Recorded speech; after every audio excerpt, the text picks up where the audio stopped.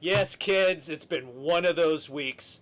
Your Uncle Dave and your Uncle Kev need to imbibe in a few adult beverages during this rant on your favorite politically incorrect sports commentary. Sports Frenzy 2.0, baby. And you know what we should do? We should clink cans in tribute to the great Ozzy Osbourne. Yes, As absolutely. we will be paying tribute to Ozzy throughout this episode when we can, as well as, of course, the weekend edition. We'll get into a little more detail. But we lost one of the big ones, kids, and we knew it was coming. Tip of the iceberg? Who knows? Who knows? You have those debates, those discussions. Who would have been bigger to lose than Ozzy in the world of rock and roll? So, topic we'll have for you on the weekend edition. Yes. Your Saturday morning hangover cure. But for now, taping here on July the 23rd, 2025, dropping early on the 24th. Let's start off with, dare I say, football. We're starting off with football. Football? All training camps are now open for business. All teams are supposed to be reporting. Not all players have reported. No, you've got your typical holdouts of various types, mostly in Cincinnati, it seems like. Yeah. Between their first round pick, and then, of course, Trey Hendrickson. Micah Parsons showed up at Cowboys camp, but he ain't happy. No, Jerry Jones opened his fucking yap and pissed him off for no reason other than that he's an idiot. Yeah, talking about, well, I don't know if I can look at Dak and how much time he missed, and, I don't know if I can count on these guys to stay healthy. It happens. And, yeah, that's the right thing to say, Jerry, the perfect thing to say when you're trying to negotiate with your star defensive player. Yeah. Who's, missed 4 games last year. He missed 1 game in his career prior to that. Yeah, but we talked about this in the past, with the last couple years with Jerry Jones. He screwed up with Dak Prescott. He screwed overpaid him big time. He screwed up with CeeDee Lamb because he waits and he waits and he waits, and meanwhile the other players set the market. T.J. Watt last week. Yeah. T.J. Watt signs a 3-year, $123 million extension with the Steelers with $108 million guaranteed, and now that's the new bar. Now Micah Parsons has got to get paid more than that. Or equal. And if Jerry Jones had taken care of this earlier, he wouldn't be having this issue. Could have saved himself some dollars, some dollar bills, y'all. A few million at least, I'm glad it's monopoly money for him that he keeps pulling this shit. He waited too long with CeeDee Lamb. Overpaid Dak Prescott, as you said. Now he's going to have to overpay Micah Parsons to match the new high bar when it comes to pass rushers. This is worse than the nuclear stockpiling in the 80s between the U.S. and Russia. The stockpile. Oh, one up. It has to end. It's not sustainable. Yeah, and all that money got flushed down the toilet because then we're gonna come to a resolution and limit everything. So now let's take these all apart after we just spent all these billions and trillions of dollars building them and destroyed the Russian economy, which was the ultimate goal. So of course we do have a lot of interesting little tidbits to discuss in the NFL. Now T.J. Watt, we just mentioned, he signed. We're having, this time of the year is where we have the veterans who've been hanging out there for a while, signing those 1-year deals for the last gasp. So you've got Von Miller, signs a 1-year $6 million deal, $6.1 million deal with the Commanders, can be a max with incentives up to $10.5 million. Yep. So the Commanders still, again, look like they're all in, except Terry McLaurin did not report because he's in a contentious negotiation. He's, final year of his rookie deal? I don't know if it's his rookie deal Or or his this first deal after. but wants to be taken care of before the start of his final year. And then Jamal Adams reunites with Pete Carroll. He signs with the Raiders. And then on the retirement front, you get... Now, this is a shock for the Chargers. Because we talked about how the Chargers now are, for the second year with Jim Harbaugh, being very conservative in terms of spending money and bringing in... Yeah, we thought Mike Williams was going to end up being receiver 1B to Ladd McConkey. And now he up and retires. So, that kind of leaves them very thin in their receiving core. Yep. And we talked here recently about Najee Harris and his fireworks mishap. So... Not always right in Charger Nation. Yeah, I don't understand. It's the opposite. I can't believe I'm going to say this. It's the opposite of the Bears. This year, at least. The Bears had problems. They addressed their problems.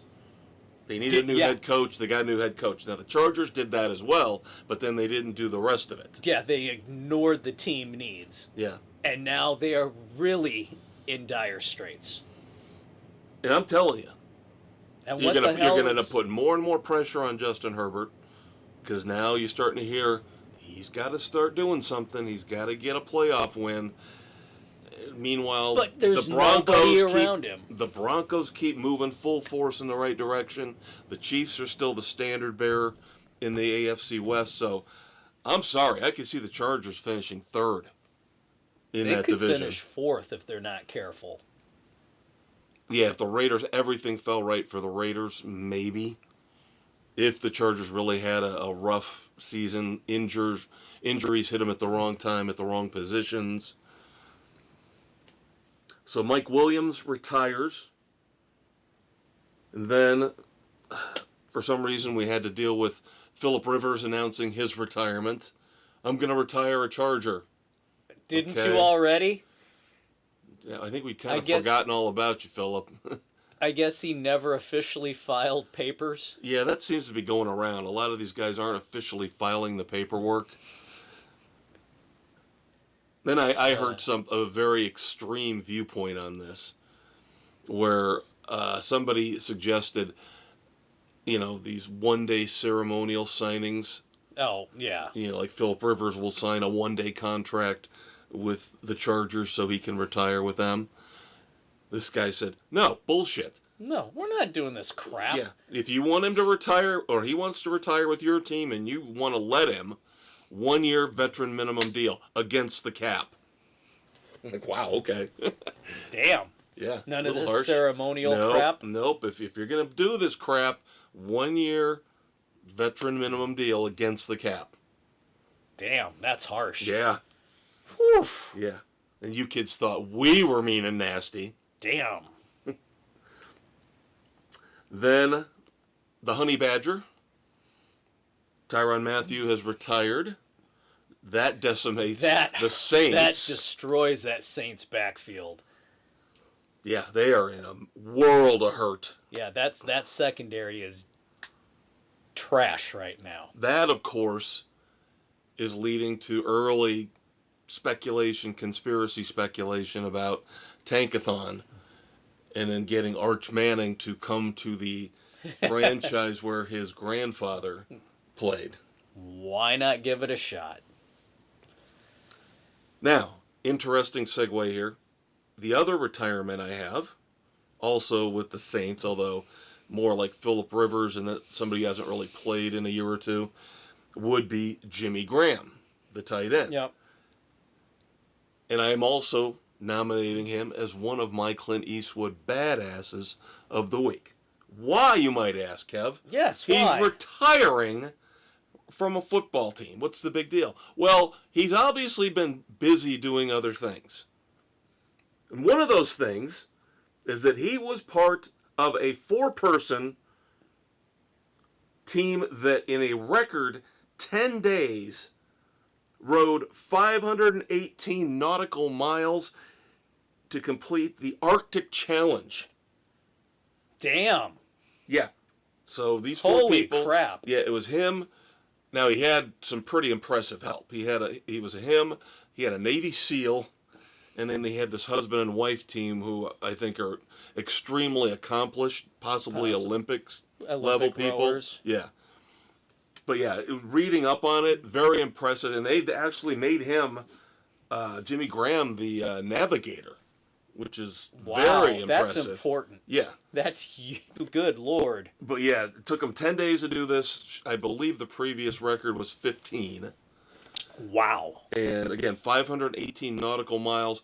They only slept 45 minutes at a time. Think about that for 10 days. Man. So congrats to Jimmy Graham for that. No kidding. That's impressive as hell. Yes, that definitely gives him a Clint Eastwood Badass of the Week award. Absolutely. Then we've got trouble with the Titans on a couple different fronts. Now, first up, we'll deal with the mundane. Obviously, they drafted Cam Ward number 1 out of the U. The writing's on the wall. Barring some kind of catastrophic injury, Cam Ward is going to start from day 1. And I agree, as many people are saying, the most under-the-radar number 1 quarterback pick possibly ever. Nobody's talking about him. Nobody's talking about the Titans. Nothing. So it's crickets. I'm telling you, he is going to have a pretty damn good Buccaneer. I'm not saying 4,000 yards, but he should, but we'll see. It still is the Titans. Yes. So that, of course, he waited long enough, but again, the writing was on the wall. Will Levis, the Mayo Man, decides now is the time to have shoulder surgery. Yeah, I'll wait until just before camp starts. Why didn't you do this in the off-season, dumbass? Yeah, because he injured it last year. Yeah. During the regular season. As soon as the season ended, you should have had that surgery. So he is now officially out for the 2025 season. I would imagine that could be the end of his tenure with the Titans as well. Oh, yeah. They're probably not very happy with him. No, that was a stupid decision on his part to go this long. Yep. There's no excuse for it. Nope. And he'd be hard-pressed with this type of move, hard-pressed for another team to pick him up. Yeah. Absolutely agree. But the other stuff with the Titans. Oh, now I'm going to bring baseball into this for just a second because we've been talking a lot lately about the stadium situations in Las Vegas and in Tampa. Especially in Tampa where you had the arguing back and forth between the owners, who are now, of course, soon to be previous owners, and the local government, and then there was the delays, and we got to go back and revote, and then the owner, hurricane, and the owner's saying, now you're putting me into cost overruns, which aren't covered, which I'm going to have to pay out of pocket for. Now this situation in Tennessee is interesting. Number 1, I want to ask, where's Bubba Wallace? I've got to figure they've got loading docks here in this stadium, right? I would imagine. They got to bring in supplies. They got to bring in semi-trucks full of food and various other things. You have to raise and lower doors.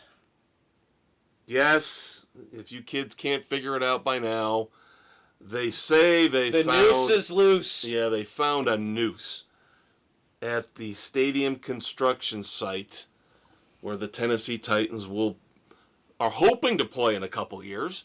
But now I'm wondering, they're stopped construction. I have not seen anything where it says they've resumed as they investigate. And now you take up this precious time. Now cost overruns are going to kick in. You've got the tariffs kicking in full steam here before long, and that's going to drive prices up even more. I'll just be interested to see. You could almost see this.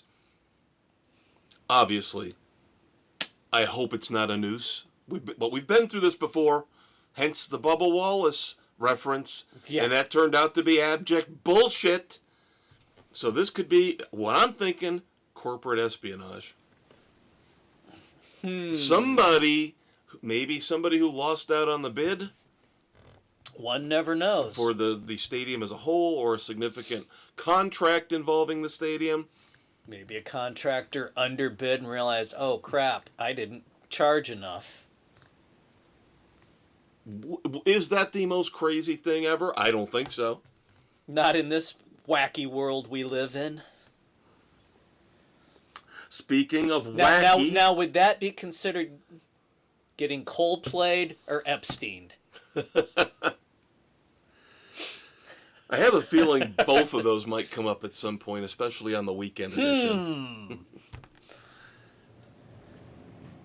Now, we've got to deal with a mess with the NFL Players Association as well. Their leadership is in shambles. Executive Director Lloyd Howell resigns. And then Chief Strategy Officer J.C. Treader resigns as well. Now, a lot of this stuff has already been well documented. We've addressed one of the issues here on Sports Frenzy. But, real quick, Lloyd Howell. They found him expensing costs from visits to strip clubs. Must be nice. He had to resign his position with somebody called the Carlyle Group because it turns out it was a blatant conflict of interest, given the Carlyle Group, I believe, wants to purchase a team. Right, involved in the buying and selling of franchises. Yes. And then the part that we probably discussed before, and I still think it's Armageddon coming. The collusion. The confidential agreement about the capping the guaranteed money for the quarterbacks. I still think that is like a black hole sitting out there, and the NFL is hurtling towards that. You can hear the tick, tick, tick, tick, waiting for the explosion.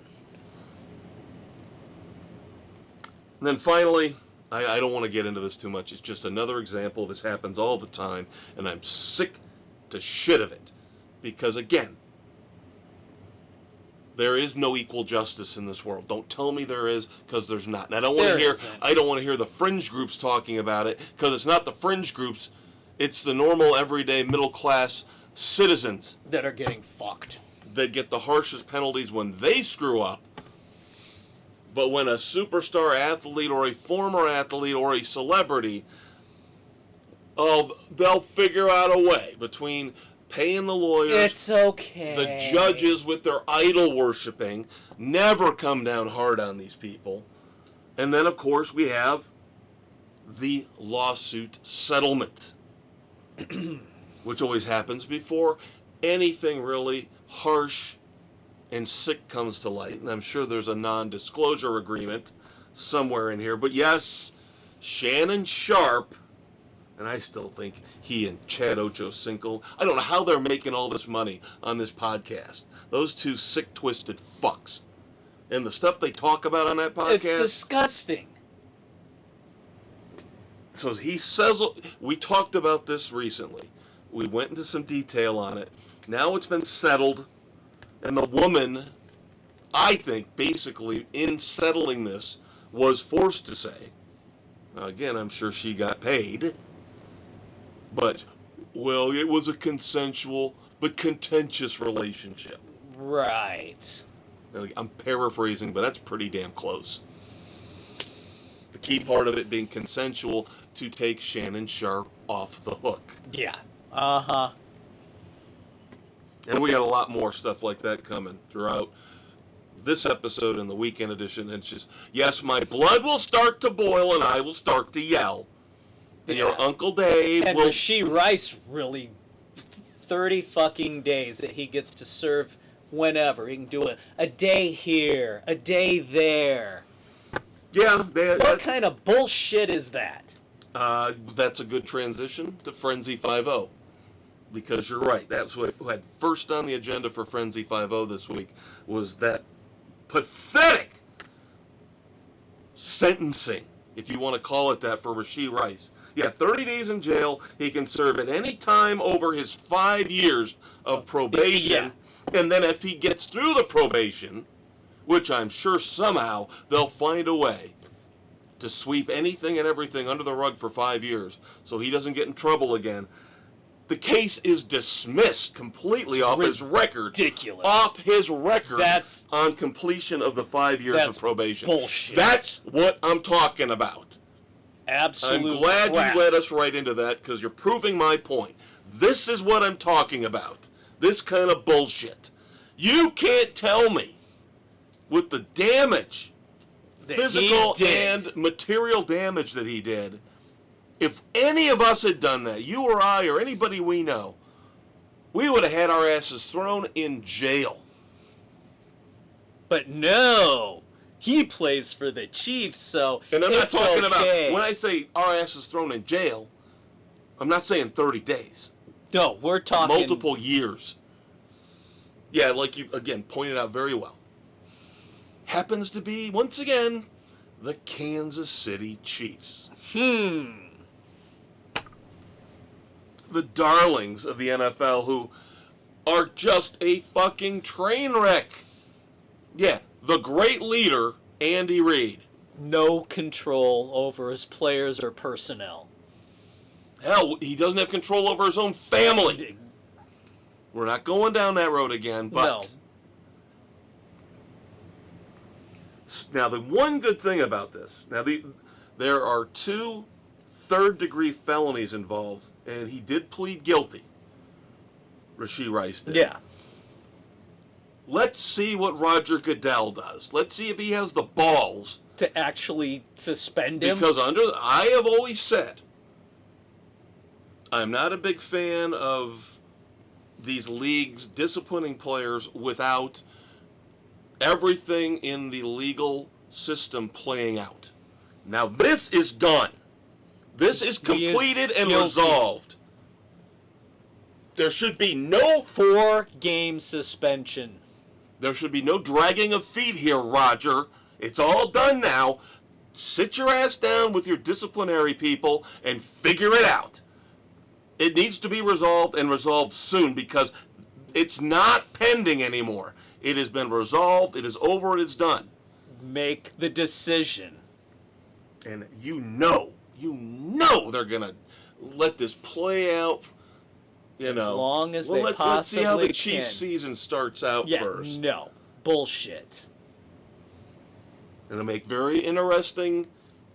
for a very interesting decision on fantasy football draft night.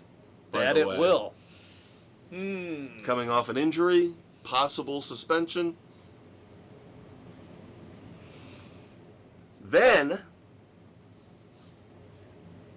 cannot confirm that NASCAR is directly involved in the hiring of this person. But, what a fucking dirtbag. Oleksandr Usyk, running security at Sonoma. Of course, the race a couple weekends ago. Comes out that in a parking lot, he assaulted a former sprint car driver, now wheelchair bound because of an accident he suffered in a sprint car. The guy's name is Chase Johnson. The incident basically revolved around Chase Johnson, obviously handicapped. Yeah. In a dispute over parking, and the guy wasn't letting them have access to the handicap. Right, something like that. And this Oleksandr Usyk guy got belligerent and eventually pushed Chase Johnson to the ground in his wheelchair. That's unacceptable. At least we know he got arrested. Good. He is in jail. Now, when I talk about, we don't know, I have not heard if NASCAR is the group that hires the security for the tracks, in this case Sonoma, or was it Sonoma that hired him? I believe it would probably be the Sonoma track did the hiring. Because he has a criminal record, by the way, also. Yeah. Great. Got hired to run security at Sonoma with a criminal background. Yeah, that's brilliant. Just fucking great. Yeah. Don't you just love this world? Absolutely love this world, Dave. All right, let's talk a little golf. How about some golf? 4. How about Scottie Scheffler? That Jesus. was unbelievable. Scottie Scheffler wins. I can't believe he's only won 4 majors. It seems like should have so many more. I know. Crazy. But damn, that was a performance. Yep, 17 under at Royal Portrush. Basically ran away with the weekend. It was pretty close up until Saturday. Yeah, Saturday he took control, and Sunday he buried everybody. Yep. Yeah, and anytime there was a little glimmer of hope that he hit a bad shot, he would come right back with a recovery shot that was unbelievable. The guy is good. I don't think he hit 2 bad shots in a row. No. So now, as I mentioned, that is his 4th major. There is one stat that's been going around that is a false statistic, and I will explain what I mean. Because they're trying to make these comparisons now between Scottie Scheffler and Tiger Woods. Oh, boy. And, of course, this just happens to be a very freak situation with this particular number. It took Scottie Scheffler 1,197 days from his first major win to his 4th. And it took Tiger Woods 1,197 days to go from his first major win to his 4th. So now everybody's going, ooh. Let me point out a couple of things. Whoa there with Scottie Scheffler, okay? And everybody knows I am not a Tiger Woods fan by any stretch. But first thing is, you got to remember, those 4 majors, the first 4 that Tiger won, he already set the career Grand Slam. Right. His first 4 were all 4 of the majors. He knocked them out right away. Again, why I just don't understand the awe of Rory McIlroy taking as long as he did to get his career slam. And Scottie Scheffler only needs, I believe, the U.S. Open now. He's got 3 of the 4. Yeah. But the other reason why this 1,197 days bullshit doesn't matter is because Scottie Scheffler is 29. Tiger did it when he was 24 years old. So let's slow our roll here, kids, okay? Slow it down. Tiger's got roughly a 5-year gap there, and he did a lot more damage in those 5 years up until he was 29. He amassed a ton more major titles. Yeah. So we've got a little bit to go. Tiger's still up there with Jack. Yeah. Okay, and Scottie's still way down. Scotty's got a hill to climb. Yeah. But I am rooting for him. You know, people say he's boring. He's not. It's just he's good, and I would prefer good and boring than the crap Tiger used to do. Scottie at least seems like a family guy. Yeah, Asian hookers and, getting on drugs and wrecking his SUV and tearing up his own body so he couldn't compete anymore, and then we're supposed to feel sorry for him? Nope. Yeah, and I know certain people who want to criticize Scottie Scheffler for that stupid incident where he got arrested, which I still think was absolute abject bullshit. Again, convenient that the police officer's body cam was turned off. Yeah, I know. So I don't buy into that as a black mark against him as much as other people do. Couple other things about the British Open before we move on. If you didn't see, now Rory played okay. He finished in the top 10. Yeah. But the one The shot that I've never seen anything one like in a in my million, life, Doc. he hit the ball out into the rough. And then when he went to hit out of the rough to get back onto the fairway or the green, his ball takes off, and then another ball pops up out from of the the ground. turf. Yeah. Absolutely Never seen anything insane. like it. And my first thought was, that can't be a penalty, can it? It's not his fault. That Nothing ball was, dropped that out second of his ball, that second ball pocket. was buried so far in the rough. Yeah. Obviously, it was lost, and somebody did a God drop. knows how long it's been Somebody there. did a drop and said, it's unplayable, I can't find it. And Rory just happened to land right on top of it with his shot. Absolutely crazy. Now, I did, because, of course, Dave and I are Rory McIlroy haters. I did hear somebody actually make a very good point about how Rory handled it, where he picked up the other ball and kind of looked at it and then threw it into the bushes. Why wouldn't you give that to a young fan? Exactly. Instead of being a petulant little dick like you always are, that rat-faced fuck.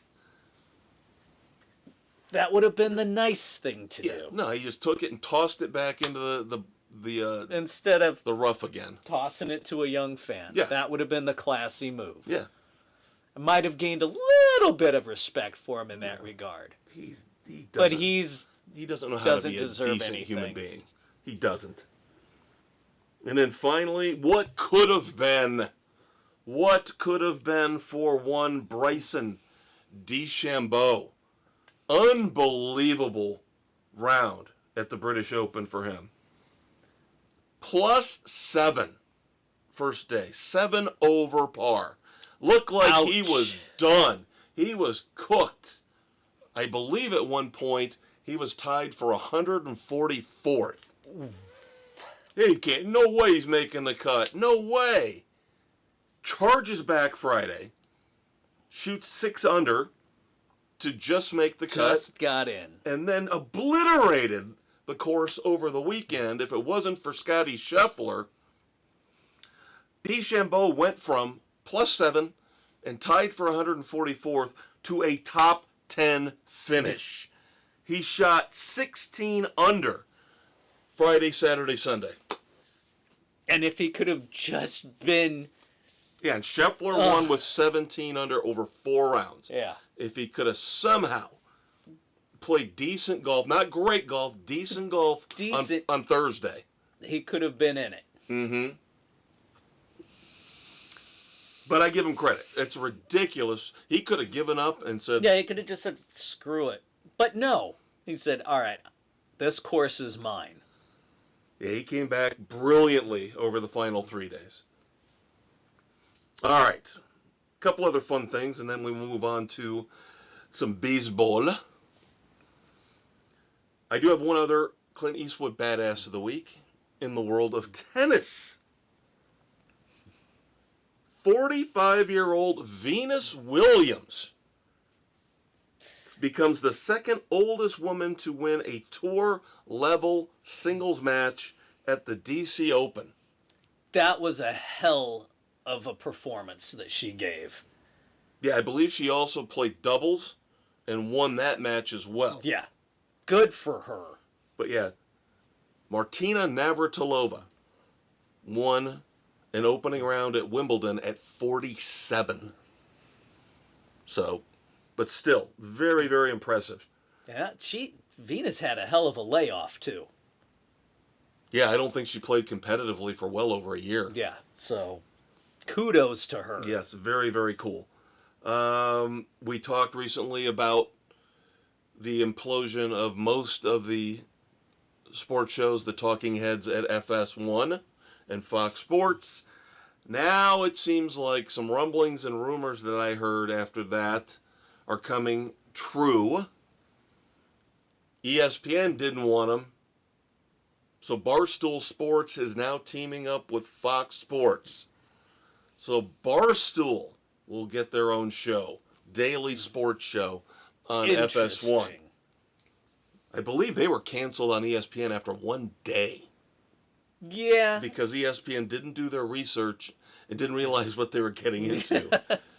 that Portnoy and company would not play with the Disney rules. Yeah, we got more on the Disney rules and ESPN coming later and how far they've fallen. Oh my God. It seems like it gets worse every week. There is no integrity there. They don't fact check anything anymore. Well, they just say the dumbest, stupidest things and get away with it. But here's something else, because as you know, Dave loves to rip on me about this, and rightfully so. Fantasy football? That's enough. We'll talk about that later. Okay, well, not right now. Not right now. I did my first draft. We'll talk about that later. No, but Boomer and Geo is all I've got now. Breakfast Ball is gone.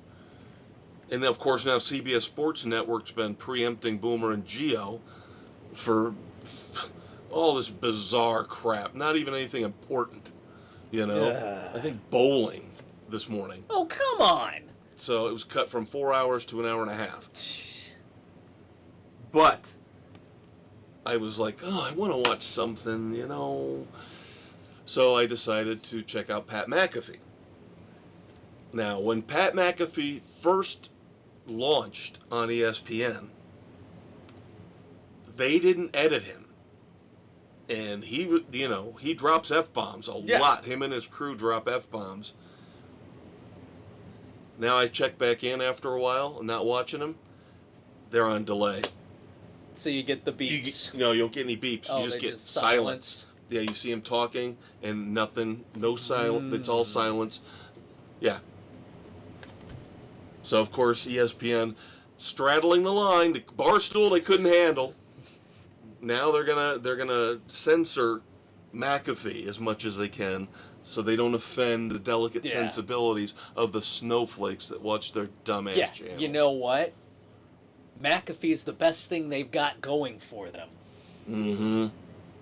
Absolutely.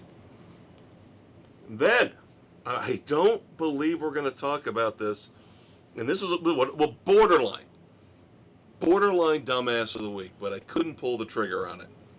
But this will tell you how close the UFL is to collapsing, okay? Because you remember, they merged the USFL and the XFL. Yes. They didn't want to compete, so okay. Right, so you have, as of the last full season they played, you had the two conferences. One was the XFL and one was the USFL. Right.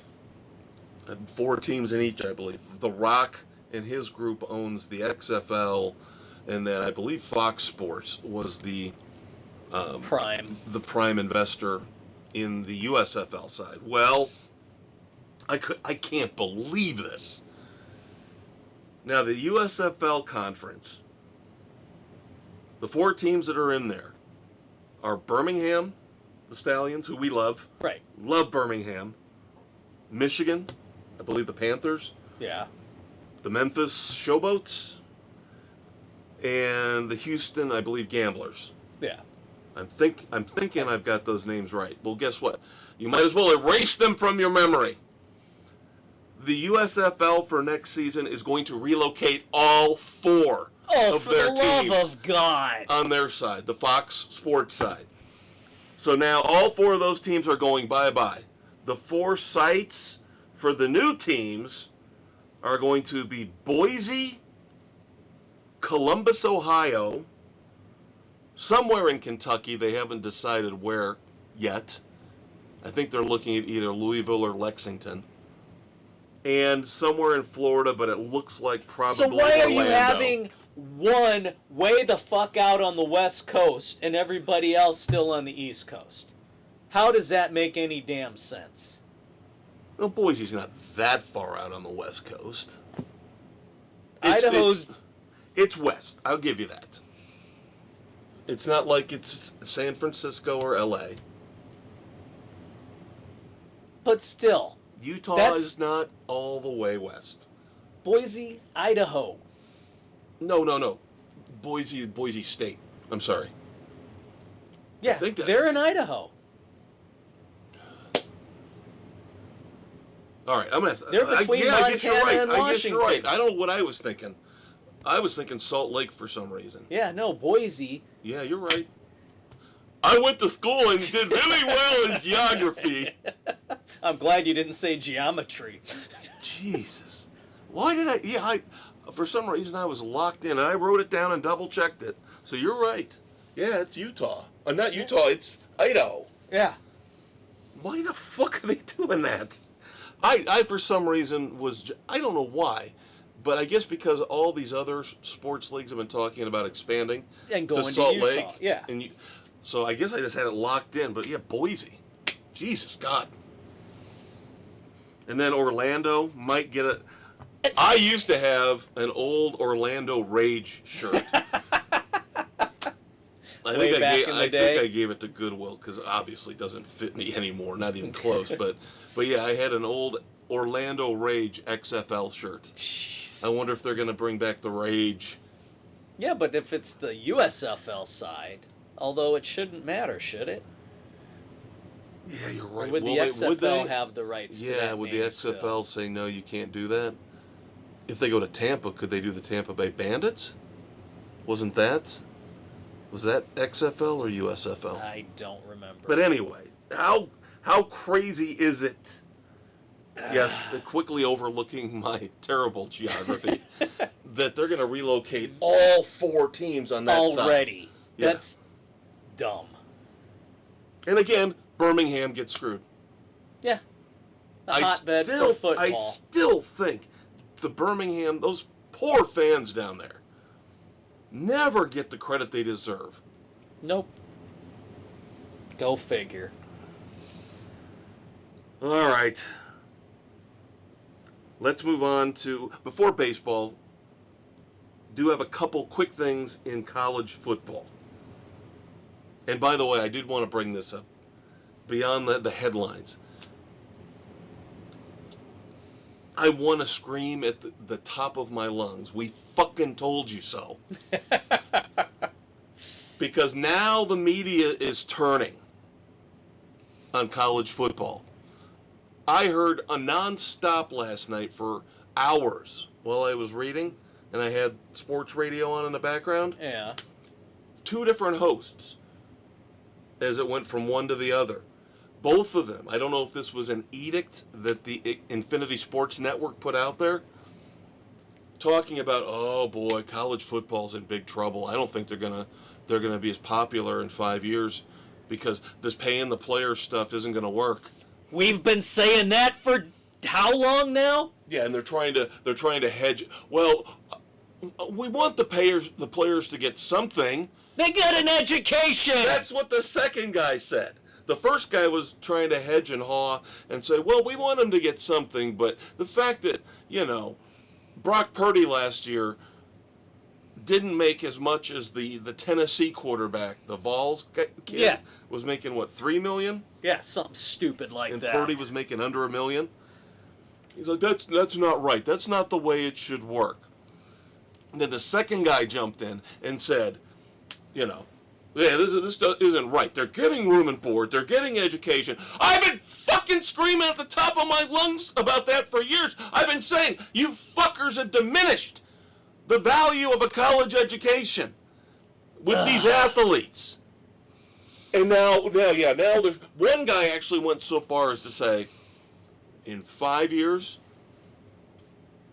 baseball will be back ahead of them in terms of popularity. And I'm like, now the sky's falling after you got what you fucking whined and cried for. We gotta pay the players. Now you're paying the players. Oh, now that Pandora's box has been opened, you see how fucked up it is. Yeah. This is what I hate about the media. Is they will ride their little bandwagon and then they get what they want and realize, we kind of screwed this up, didn't we? And then they'll turn around and do a 180 and go, oh yeah, we knew this wasn't going to work out. Idiots. Former BYU quarterback Jake Retzlaff. Of course, the story we talked about with him. Yep. He dared to have sex.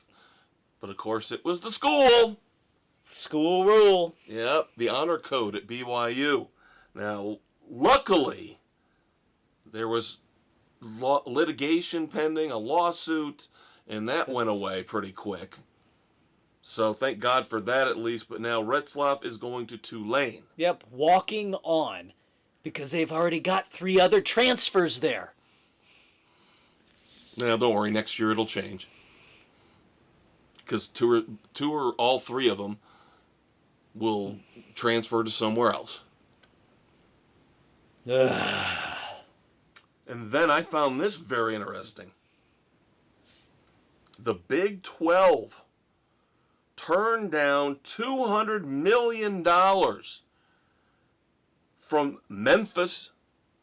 Memphis said, we'll give you $200 million if you let us in. Let us into your conference. Big 12 said no. What the hell? Yeah, they said this is now going to set the standard. Oh, We're going to start God. to see more of this, where these smaller schools are going to start panicking, and they want to play with the big boys to make the extra revenue and have a shot at national championships. And Memphis here's the first school that has laid down a crap ton of money. Where are they getting that kind of money? That school's always been a little skeezy.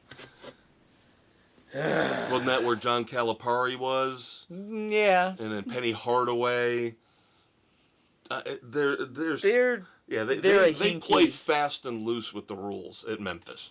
Big time. Yeah, $200 million. Big 12 says, nah, we're good. Okay. We'll see what happens. And then, just for our personal amusement and enjoyment, because of course Dave is a big Notre Dame Fighting Irish fan, and I am a huge Miami Hurricanes fan, and they are getting ready very, very shortly, about a month away. BetMGM has put out the over-under win totals for both teams. Notre Dame is at 10.5. Whew. Miami is at 9.5. I have a feeling if that first game goes the way it should, with the great Carson Beck leading the Canes to victory, that those numbers will flip very quickly. Carson Beck. That's fine. You laugh. I will text you when the result of that game hits. I will text you, and I will be It's all right. Carson Beck's got more experience than anybody that Notre Dame's got. If Notre Dame there wins, then my phone will be off. Uh-huh. All right, now we'll move on to baseball. Yeah, we got to talk a little baseball here on Spotify, Good Pods, Pocket Cast, Apple, Overcast, Castbox, Amazon, Audible, and iHeart Sports Frenzy, baby. And the UB2B.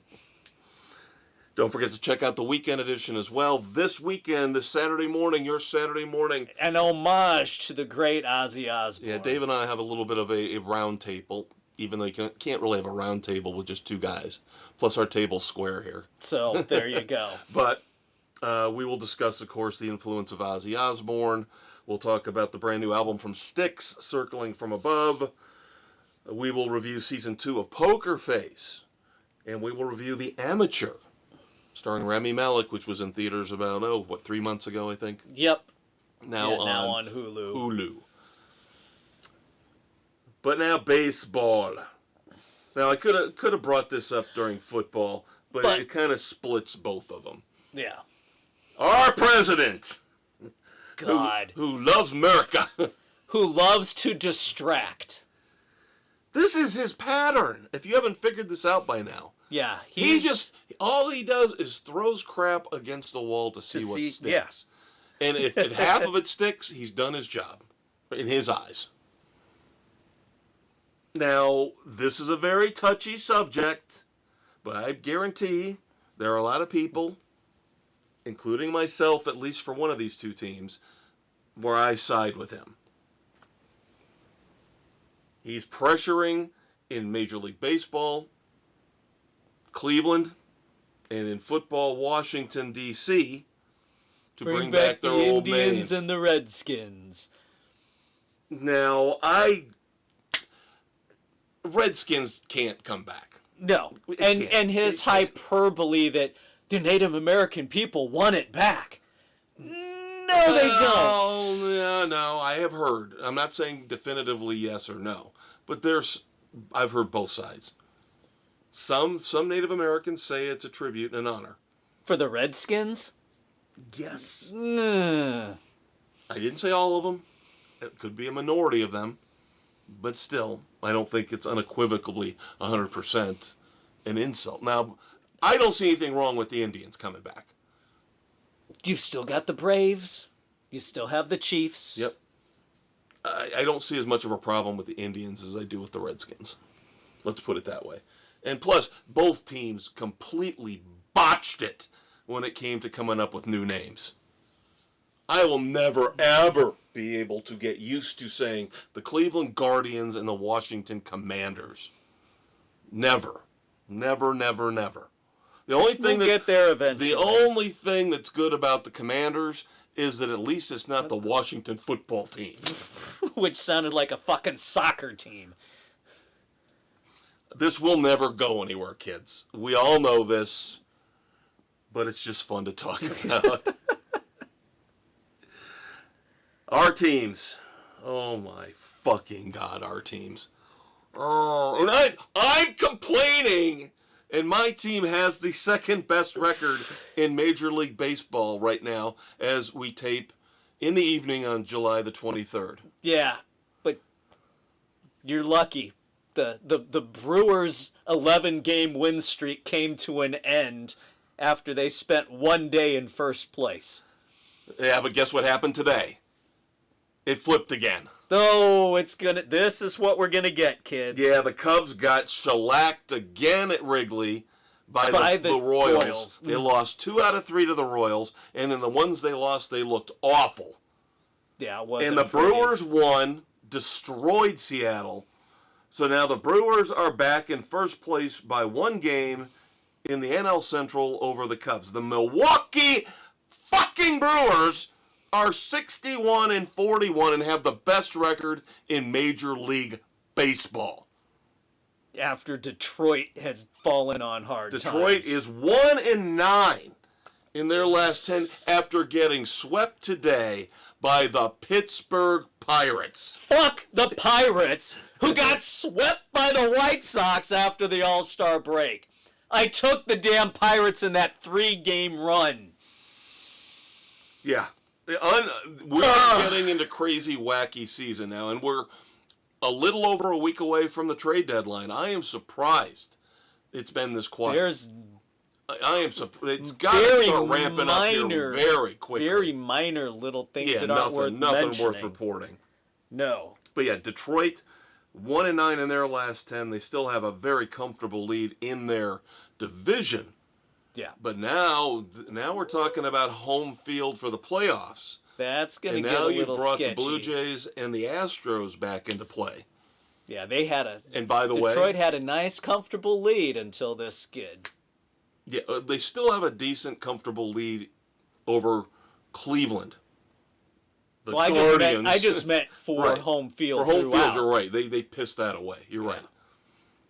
Good news for us. The only good thing that happened today in baseball so far, you're talking about last weekend, the short weekend, you picked the White Sox, or the Pirates, and they got swept by the White Sox. Made the right pick this week. Astros swept the Diamondbacks today, and now they head into a 4-game series at home against the A's. So, looking good this week. Yes.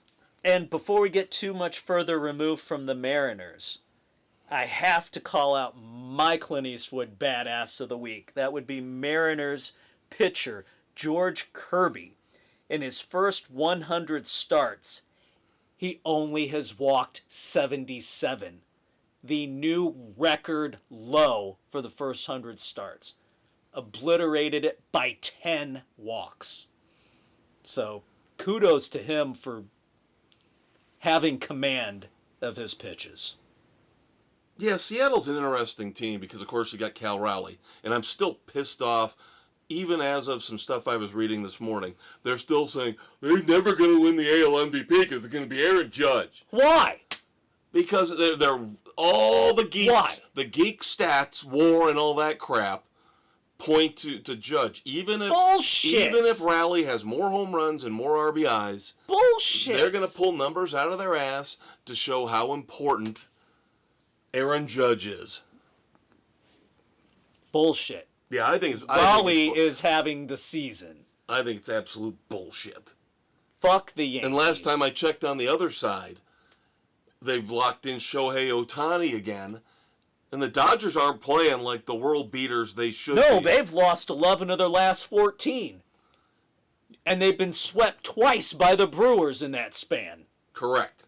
And that's how the Brewers, in that 11-game win streak, got up matching and then passing the Cubs for the lead in the NL Central. Yeah, and don't give me that shit about Ohtani being so good.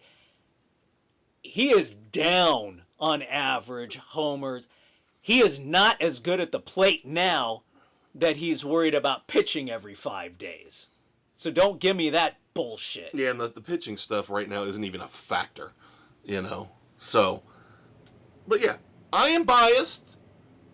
I would like to see a little more love for Pete Crow Armstrong and Cal Raleigh in the American League. So let's stop with Not a Cubs fan, but PCA is one hell of a fucking player. That kid is lightning in a bottle. And I can't stand how these writers get locked in. Aaron Judge, Shohei Ohtani. Aaron Judge, Shohei Ohtani. Barring injury, they're going to vote for those guys, it seems like, every year. Yeah, because they don't have a fucking clue how to watch a game.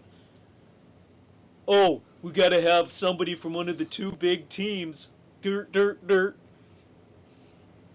Absolute travesty. Now, one last thing about the Brewers. The 11-game winning streak was stopped Tuesday by the Seattle Mariners.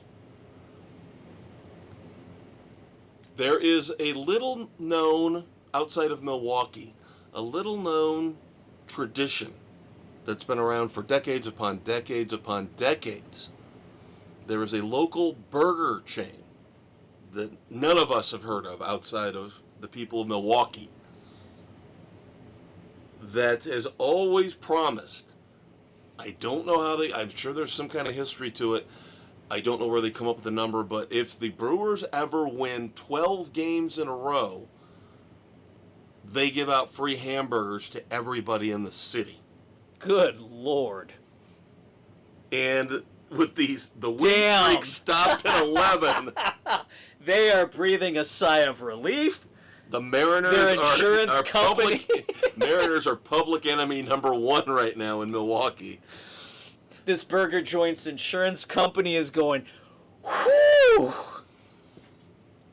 Because they have to have a rider on that to cover it.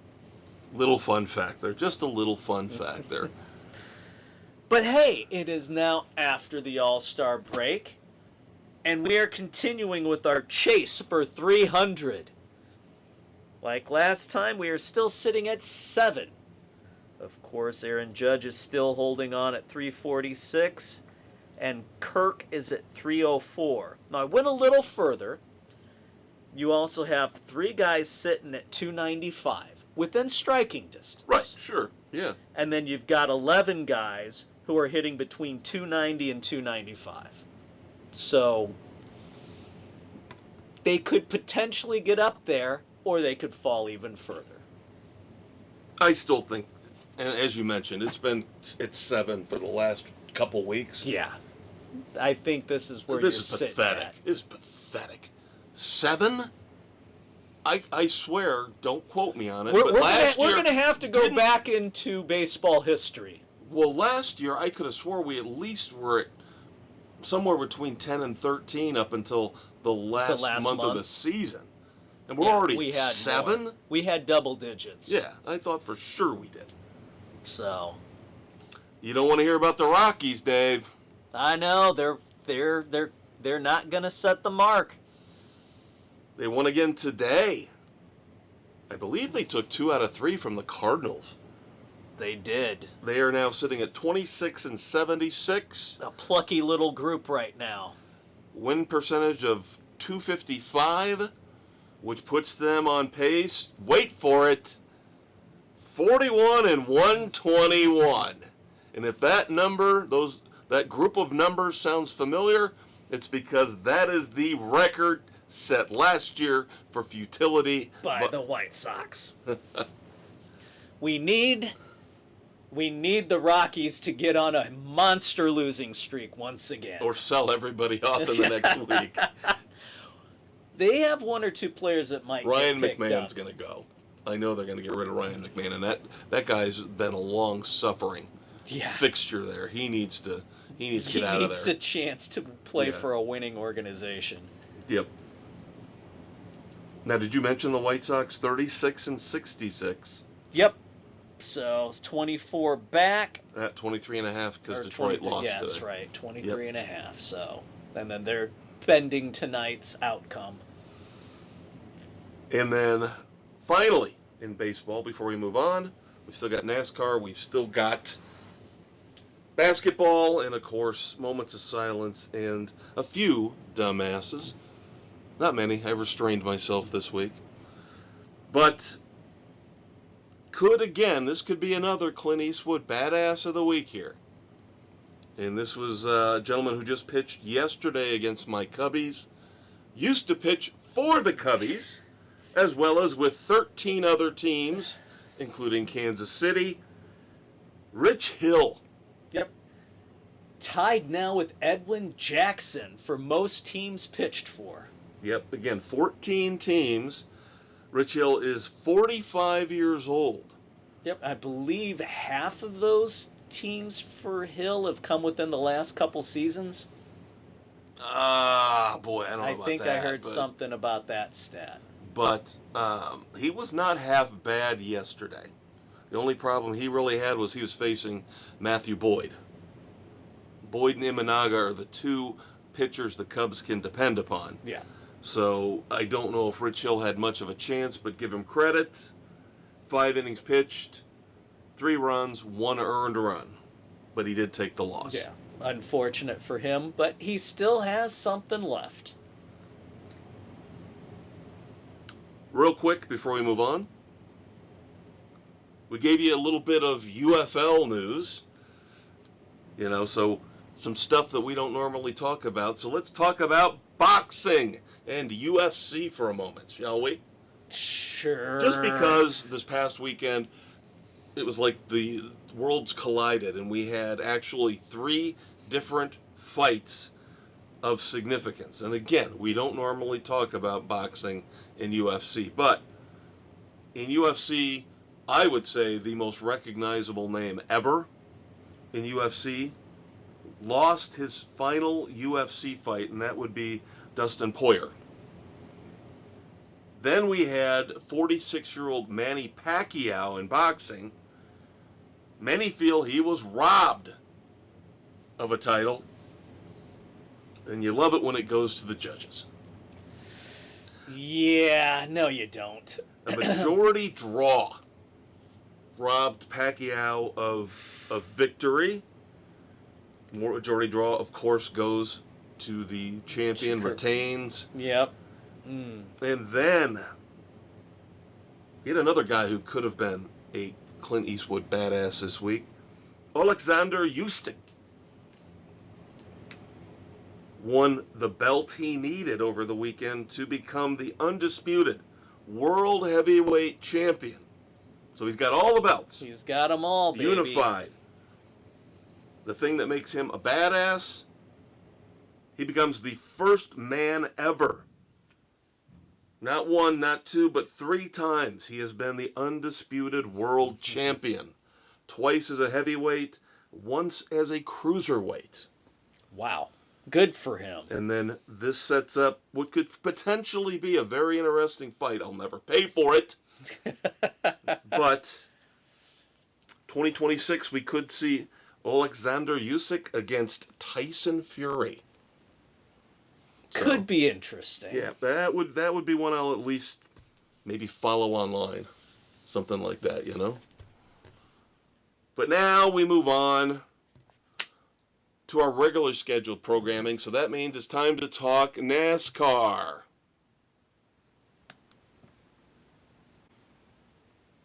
All right, so before we get into our recap of Dover and then our picks for the Brickyard 400, I do believe that we've got some news to report that your Uncle Dave is not very happy about. Boy, NASCAR is proving how manipulative and bullying they can actually be by this new mid-season rule change. What are you talking about, Conquistador? NASCAR has announced changes to their rules regarding open entries for the Cup races effective for the Brickyard 400 coming up this weekend. Why is this important? Because 2311 and Front Row Racing lost their charters. They lost the injunction for the rest of the season, starting with Dover. The judge said, nope, you're going to have to go. We'll wait till the hearing in December. Got to show irreparable harm, blah, blah, blah. Prior, NASCAR said, oh, there are entries over 40. If there's 41, 42, you have to qualify. Because they've only got 40 there's spots only max. 40 spots max. Now, NASCAR adds this new rule, 5.1F. NASCAR, at its sole discretion, may elect to limit the number of entries for a race to 40. In such instances, open teams will be determined based on team owner point standings. Which means 2311 and Front Row would have the clear advantage. Yes, so that means they would be guaranteed to start for the rest of the season. Then, Rule 7.9.1.1c. Up to 6 open teams will be eligible for starting grid positions based on the highest ranked team owner point standings. There are 6 teams between Front Row and 2311. This was written to prevent the courts from taking adverse action against NASCAR.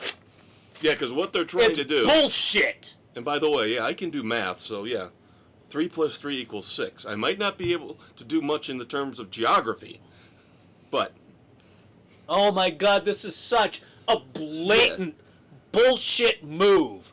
Trying to prove by basically letting these 6 cars in every race for the rest of the year. They're going to prove when it rolls around to the December hearing, they're going to say, NASCAR's going to go, see, Judge, there's no irreparable harm. They were in every race.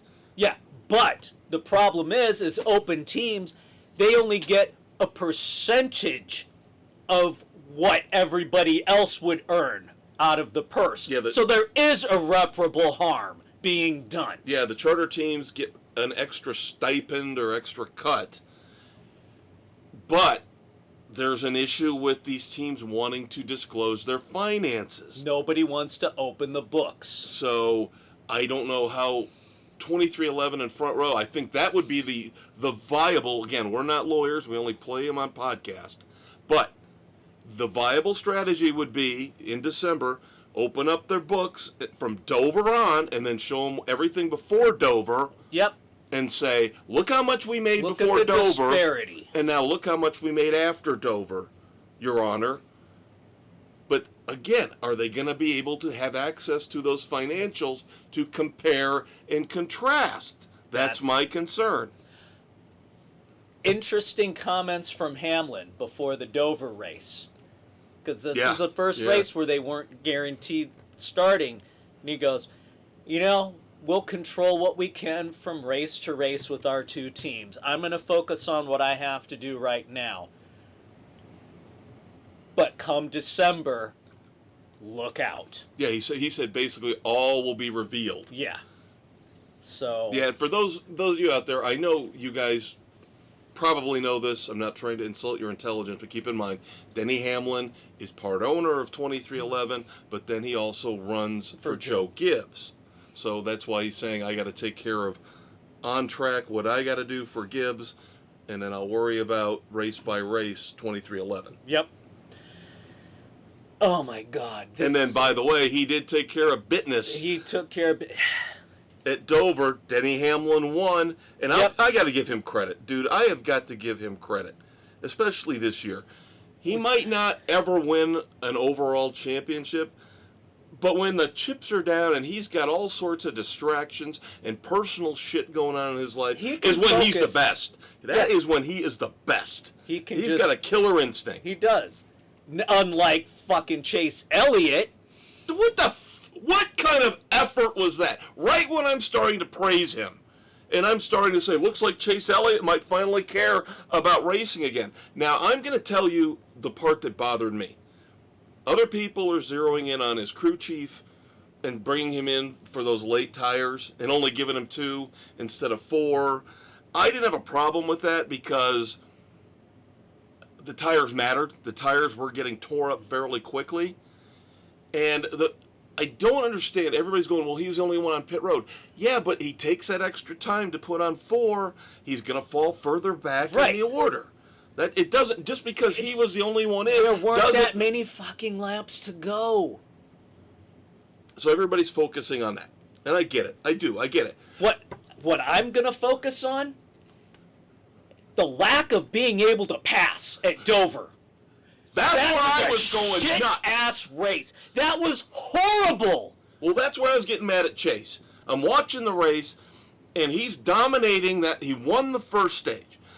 But he let Bell and he let Hamlin back in because he couldn't get around Daniel Suarez. I'm watching lap after lap after lap, and he's just running side by side with him. Can't and Bell is coming up, and Hamlin's coming up, and I'm like, he had a dominant car and a huge lead, and he pissed it away trying to get around that idiot Suarez who was trying to keep from going a lap down. But these cars suck on a track like Dover. You get in clean air, boom. It doesn't matter what your tires are, nobody's getting around you. They are so fucking aerosensitive, it's pathetic. That's why I thought it was a shitty race. Yep. So once again, congrats to Denny Hamlin for winning in 2 overtimes. Fuck Chase Elliott. He got handed the pole because qualifying got rained out. Handed the pole based on their metrics. And I'm going to say shame on NASCAR for this car design. You're supposed to have something that you can pass with. Obviously, you can't in a situation like this. Of course, my God, how long did Bell close in on Hamlin and not be able to pass him? Briscoe wasn't able to do anything. Yep. Hamlin did not have the best car, but he was able to get out into the lead, and that was all that was needed. Nope, I completely agree. Not a fun race. Not a fun race at Unless you all. were out front. Rumors and speculation. Of course, usually we have it all first for you, and it comes true, and then we can say, we fucking told you so. Well, guess what? We fucking told you so. On 2 different fronts. Number 1, the Chicago Street Course is gone for 2026.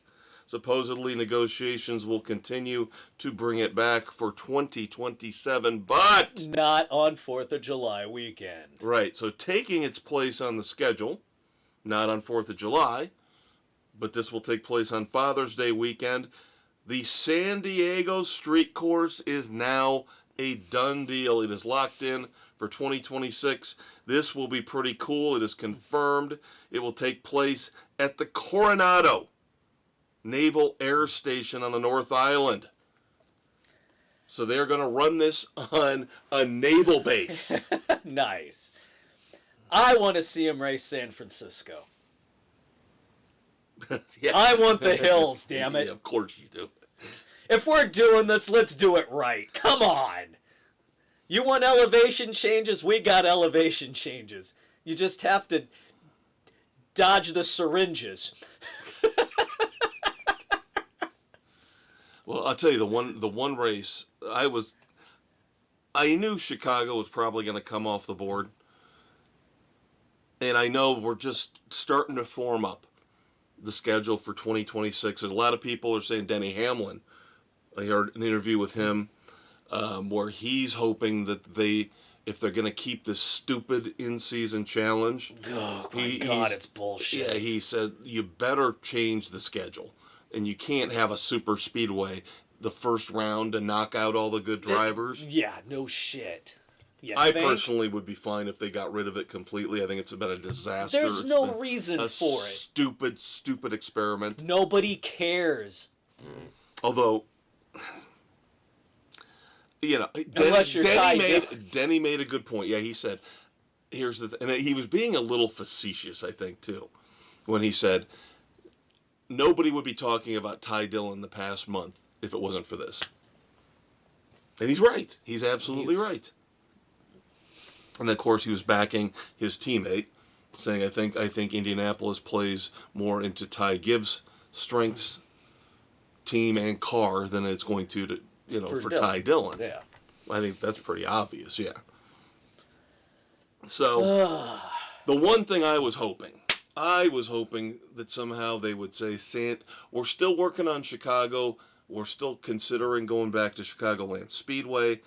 That would take the place of the street course, and I was hoping they would say San Diego takes the place of Mexico City. Oh, God, that would have been so much better.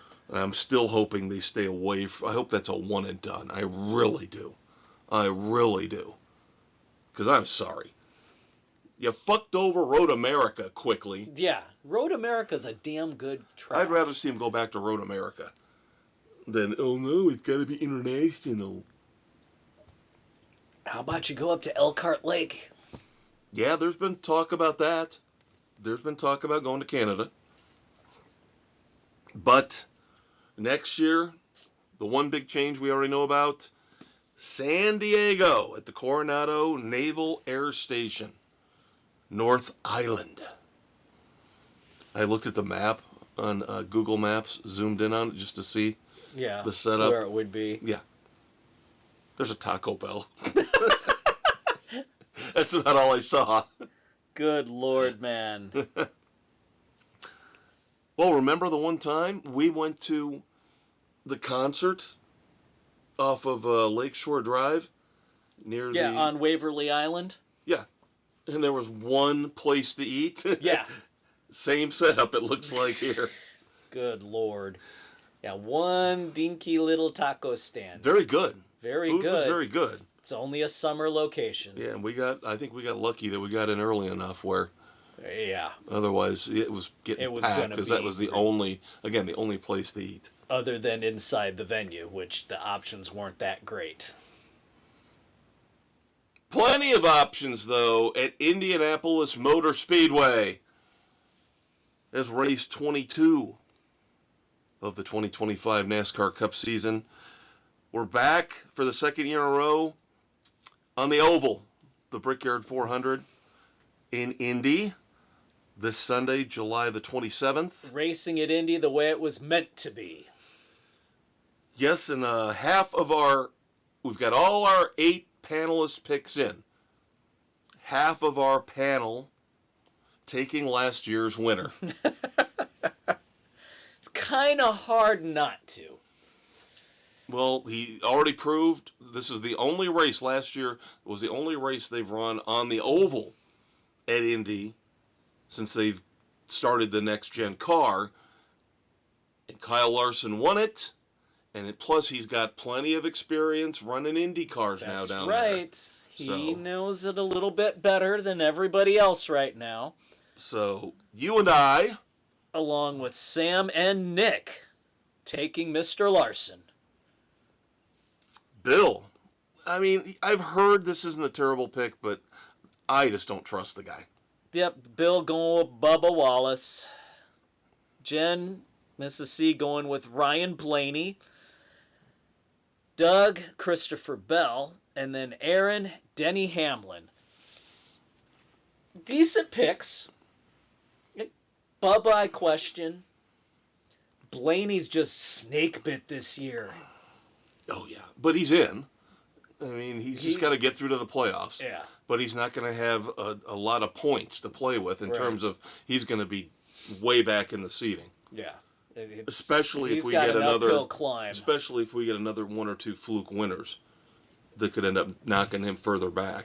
Yeah. Because right now we've got, 12 winners? 4 getting in on points. Ironically, 2 of those 4, 23-11 cars. Interesting, isn't it? Yep. I don't think I would have jumped at the back-to-back. You and I have talked about this before. So difficult to do. Yeah, except for SVG. If it's back-to-back road courses. Yeah.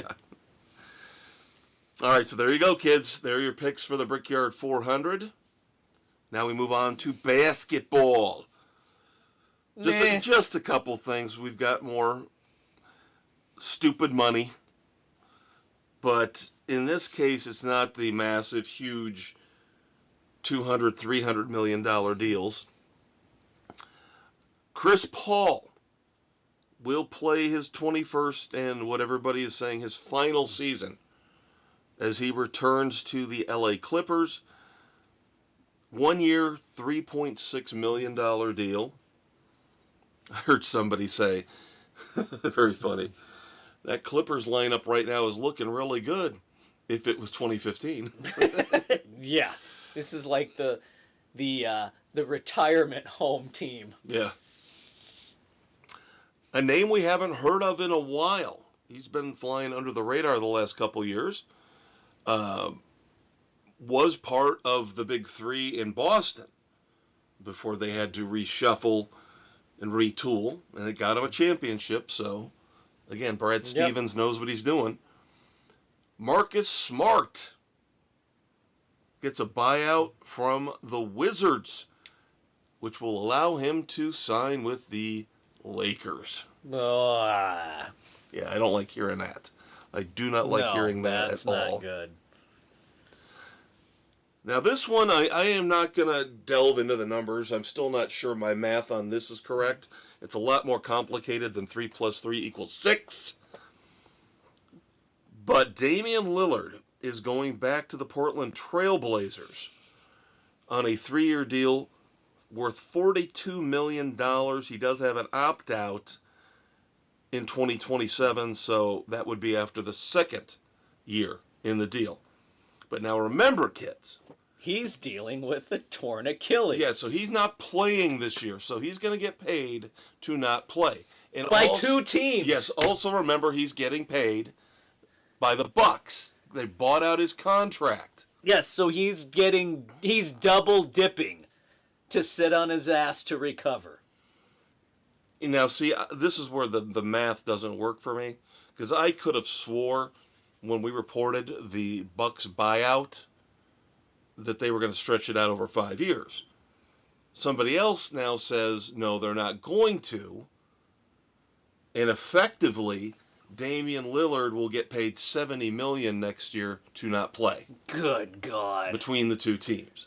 I'm still not 100% sure. Well, at least he's got a legitimate reason to be sitting out in, like, street clothes and Ben Simmons and... But this is the same thing that happened a handful of years ago with Kevin Durant in the Brooklyn Nets, remember? He sat a full year, and yet they still paid him for the promise of what he and Harden and Kyrie were going to bring. Which was nothing. Then, of course, we have the WNBA. Oh, boy. Caitlin Clark, injured, still out. Now that we're out of the All-Star break, the Fever, mediocre, 12-12. But the All-Star game here, just for a minute, is what we want to talk about. Number one, some of the rules they have for their All-Star game are bizarre. Yeah. 4-point shot. Lame. Limited free throws. I believe you only shoot free throws in the final 2 minutes. That's dumb. And you just get the points. No. Yeah, you just get the points otherwise. So if you're fouled, awful. if you're fouled outside of the the 2 minutes, the final 2 minutes, you're fouled putting up a 3-pointer, they just give you 3 points. That's dumb as fuck. And then they had, they called it the hockey rule. It wasn't a line change per se, but they were allowing in-game substitution. So in the backcourt, if you had the ball in the backcourt, you could have a player run in and have another one run out. Well, instead of waiting for stoppage and play. Right. I don't necessarily mind that. Now, I would have liked to have seen it in action, but then again, I wasn't going to watch this travesty. Yeah, as long as the change can be made before the ball is brought across half court. Right. Yeah, that was the rule. Yeah. I don't mind. I actually kind of like that idea. Because I hate having to wait. Well, here's the thing. Stoppage. I got an idea for you. We put this rule into play in the NBA and the WNBA, but we take away 2 timeouts. Yes. To speed the game up. Please. Allow that and knock out timeouts. Yes. To Brilliant. speed up the end of the game. Absolutely. So what did we get out of all this? Team Collier 151, Team Clark 131, because of course they did the whole fantasy draft thing that the NBA abandoned. Yeah. And a 36% ratings drop compared to last year. Still the second highest rated All-Star game ever, 2.2 million viewers. But that's your Caitlin Clark factor, kids. Like it or not, that's what happens. And then, of course, we would be remiss if we didn't mention the Pay Us What You Owe Us shirts. Because now they're entering in to contentious negotiations. You better get it now. I'm telling you. I think this league is going to start to already see drastic declines coming very soon. They're talking expansion. You're on tenuous ground as it is. Yeah, and we talked about this last week. You're going to have an expansion draft and dilute the talent pool Even every more. year for the next 4 or 5 years. Not good. Forget it. Not good. And people are starting to get turned off by the petty bullshit. Yeah, the attitude that let's take Caitlin Clark out every game kind of stuff. Yeah, and Angel Reese is just a terrible human being. I'm sorry. She's not that good a player. Well, she's setting all these records for double-doubles, but they were making fun of her the other night because she set another record for, like, she was the first player ever to have 2 double-digit streaks of double-doubles in the WNBA. Well, when she's rebounding her own damn shots because she can't make it. But the thing they were making fun of her about in the last game where she set this record, I think I've got it right. Yeah, 2 streaks of 10 or more games in a row with double-doubles. But she almost set a triple-double and put the wrong type. She had 9 turnovers. Ouch. Yeah. Anyway, I will do my duty and report on the WNBA every week, but I've kind of backed off on that, so I got better things to do. Yep. So that takes us to moments of silence. Couple moments of silence. Do not take this the wrong way, but they aren't overly significant. Not really. One is more tragic. And that would be, I believe we are on the same page talking about Brian Brahman. Yep. Super Bowl winner with the Eagles. Linebacker with the Texans and Philadelphia. Dies at 38 years old. Aggressive cancer. Ugh, thoughts and prayers to his family and friends. And then NASCAR, they called him a legend. Is he Well, he technically won the. They didn't call it the Cup Series back then. No, it was the Grand National Right. Championship in 1960. Rex White passes away at 95. Yep. So there you go, kids. Your moments of silence this week. Thoughts and prayers out to the family and friends of Rex White and Brian Brahman. And now we pivot to find out which of these candidates will be crowned the Red Foreman Dumbass of the Week. All right, like I said, I showed restraint, admirable restraint. So only 3, but I do have a last call this week. I don't know if you have one, but I do not. I have my, one. You my, can probably, my last call was in NASCAR, so. You can probably hop on with mine. All right, so What the 3... said.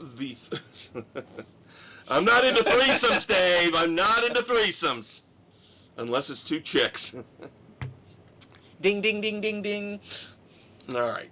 I will admit again, and I am more than happy to admit. Now, when we get to the weekend edition, strong group of 4 dumbasses. This sport's not. It's pushing it. But let's start off with NASCAR. And again, we talked about the security issue with Sonoma. I will just say, again, in this instance, I don't know who makes the decision. Is it the Indianapolis Motor Speedway or is it NASCAR? And I get the fact they love the pageantry, every race at the beginning. You got to have a local celebrity run the pace car. So at the Brickyard, it's going to be Pascal Siakam from the Pacers. I'm like, cool. All right. I get that. Sure, why not? But then you have to have the Grand Marshal, the person who will say, gentlemen, start your engines. Drivers. Sorry. Because legs. Yeah. I'm a sexist prick. Sorry, hashtag me too. Do the horn of disgrace. Thank you. I'm no good at that. You're much better at that than me. Horn of disgrace for that. I don't kiss the hashtag me too. Unless they pay you to. No, and unless, again, we're going to give me 2 women in a room, then a little menage a trois. Me too. Oh. Then I'll bring my pineapple shirt with me. Oh, and by the way, I should tell the kids. I don't like to keep them in the dark. I alluded earlier, and we talked off mic about it. My first fantasy draft of the year. Now, the Sports Frenzy fantasy draft is going to be set, and god damn it, better stay, on Monday, August the 11th. So the 13th, we will have a full recap of our annual fantasy football draft for you kids. But of course, I need to practice. Every year I'll practice. He does 48 drafts before. I used to do a lot. I had a problem. I set up a second email account with Yahoo just to do more, because they limited you back in the day to 4. So I set up a second email account just to have 8. I don't do that anymore. I only draft 2 or 3 a year. The boy has issues. But I did my first. I thought I did okay. Dave looked at my team. Not horrendous. Right. Not for what the grade Yahoo gave me. Yahoo gave me a D. I have never gotten a D outside of 12th grade calculus in my life. I didn't even get a D in geography. And look how bad I am at geography. Boise, Utah. Dave, what are you talking about? Boise's not on the West Coast, not even close. Close enough. It's by the Great Salt Lake. It's close enough. All right. So anyway, I'm very bitter about the fact I got a D in my first practice draft. That was what I was alluding to earlier. I did come up with the greatest team name of all time, though. And I claim it for next year if I want to use it for Sports Frenzy. But I had a picture of the Bears' new head coach, Ben Johnson, and my team name was My Magnificent Johnson. I am very proud of that. That was good. Yes. All right. So, long story long. What were we talking about? The first dumbass is who we're going to have for a grand marshal at the Brickyard 400. And sometimes they do like these corporate executives, the title sponsor for the race, and they'll get their CEO to do it, and that's fine. I think we've gone a little too far now, though. Especially when we consider the fact that his good friend has been recently exposed as a racist and a homophobe. Cookie Monster is going to be the grand marshal for the Brickyard 400. Really? Gentlemen, start your engines. Nom, nom, nom, nom, nom. Oh, God. Yeah. Oh. My brain hurt. That makes 0 sense. Cookie Monster will say, drivers, start your engines. Nom, nom, nom, nom. Yeah. And then Elmo will jump out of the crowd and go, you're a fucking dick! You're a fucking dick! You gotta get the high pitch. I'm not as good with the impressions as you are. You know this. I'm the brains, you are the charisma and the brawn. Okay? All right. Moving on. That just makes 0 sense unless they're trying to be socially active and say, don't forget about Sesame Street with the cuts to PBS. Yeah, that's not bad. That's a little... See, now it kind of makes sense if that's the route they're going. Yeah, because NASCAR's been leaning into the woke thing lately. All right, going back to golf. Of course, we covered the British Open. No, I will not call it the Open Championship. It is the British Open. We talked about all the cool stuff that happened, the great play from Scottie Scheffler and Bryson DeChambeau, and yes, even Rory McIlroy and his 2 balls. I'm surprised he had 2. Anyway. But, even though he made the cut, got through the whole weekend, the final round didn't go very well for Sergio Garcia. oh, Sergio. Now, you get to take a certain set of clubs out with you on the course. What you have is what you have.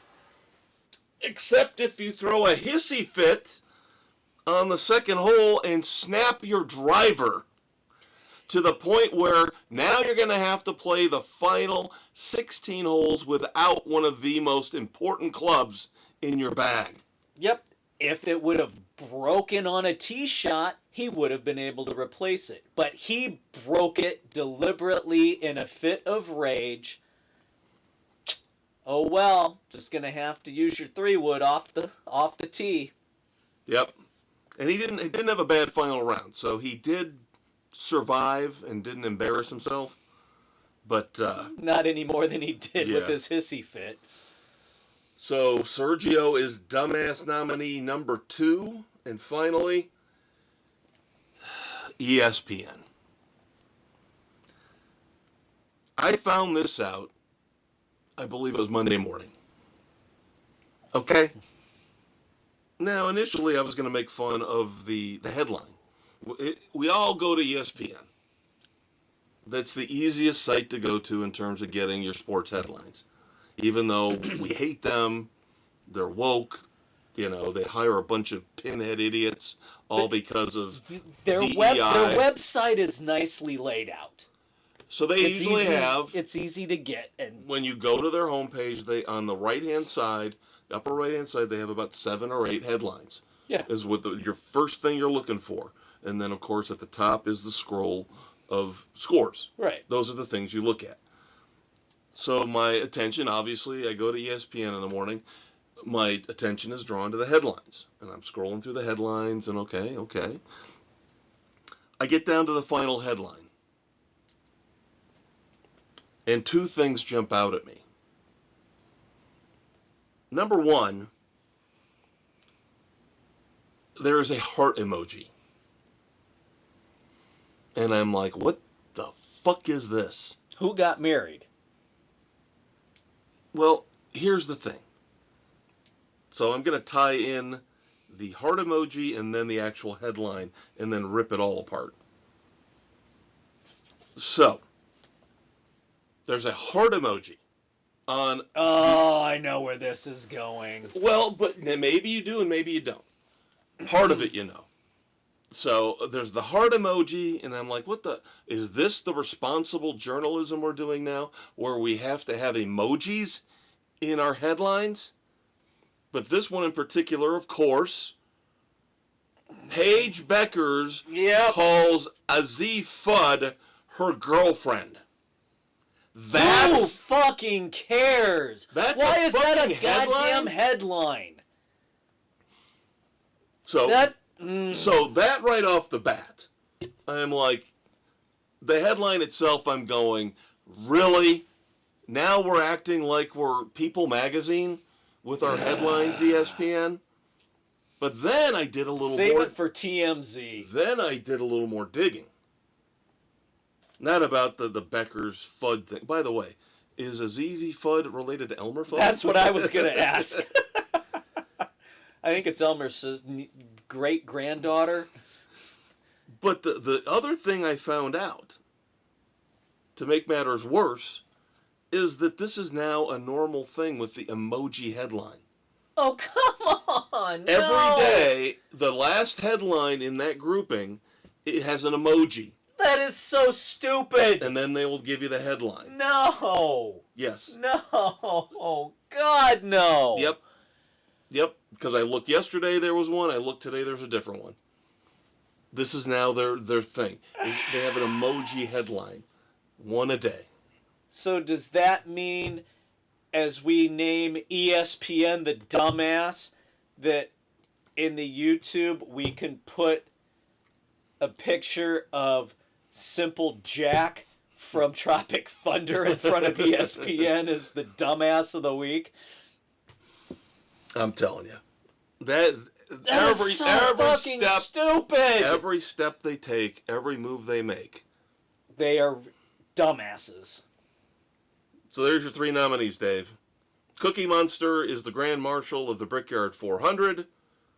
Sergio Garcia breaking his driver on the second hole. That's what she said. Of the final round of the British Open. And then ESPN for not only thinking we care about the intimate details of the WNBA and relationships, but now starting emoji headlines every day. ESPN. Pretty easy. Easy. Pretty easy. Pretty easy. Pretty easy. I'd say Cookie Monster second. Yeah. The snapping the driver is stupid, but we've all been there in terms of getting mad and wanting... You can see it happen. Yeah. But still, when you get that much money on the line, you might want to restrain yourself a little bit. Just a little. All right, finally. Usually the show is over now. But we have a last call. And we're going to stick.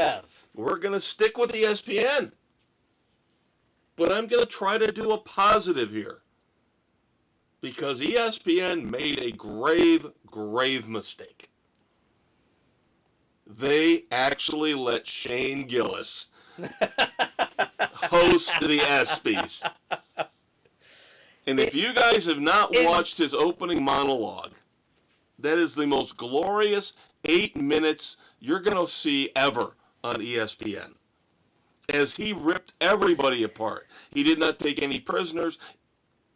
He ripped on athletes from the WNBA. He ripped on Donald Trump. He ripped everybody. And I have to give props to... Now I'm trying to think of her name. One of the Olympic gymnast. Biles? Yeah. No. Simone Biles, really? Yeah. She was laughing at the jokes he was making about her and her husband. She got it. That it was all in fun and jest. But most of them were not happy. No. They did not like being made fun of. Boo fucking who. And I'm sorry. It was a glorious 8 minutes of knocking these pretentious assholes down about 20 pegs. Because I want to compare and contrast here in my last call. So I was obviously ecstatic about Shane Gillis.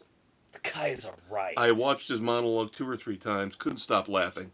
One of the funniest things I've seen in terms of stand-up comedy in recent memory. We'll go back to the WNBA All-Star Game, okay? They've got somebody who does commentary on different shows, but again, on the WNBA as well. Name is Elle Duncan, okay? During the WNBA All-Star Game, she made an attempt at a joke.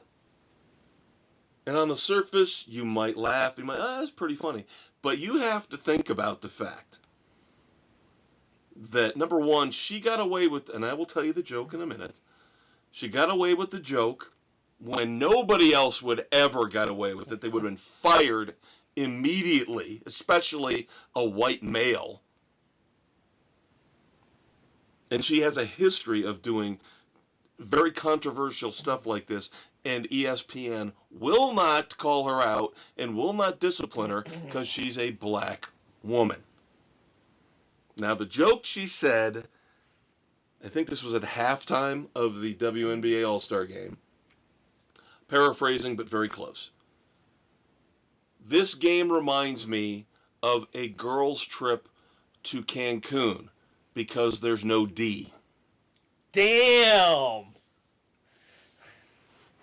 And I'm thinking, damn. Yeah. Yeah, and I'm thinking, let's wow. Let's see on Monday Night Football Troy Aikman make a joke about pussy and see what happens to him. No kidding. Good Lord. She gets away with it because of who she is.